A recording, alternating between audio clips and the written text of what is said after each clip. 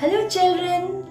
Children, today in general awareness we are going to learn about birds. Yes, birds are everywhere. They have two legs, wings, feathers, beak, and they lay eggs.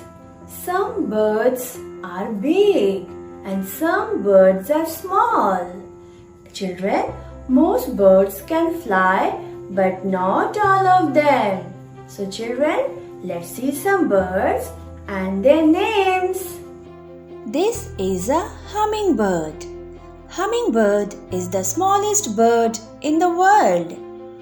Do you know which bird is this?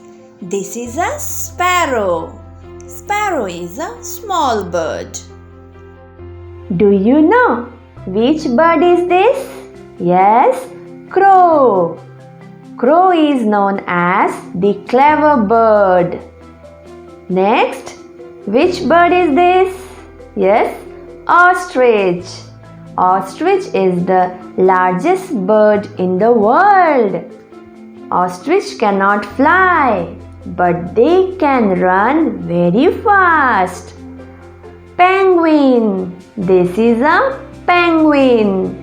Penguin can swim but cannot fly. Next, do you know which bird is this? Yes, parrot. Parrot is called a talkative bird.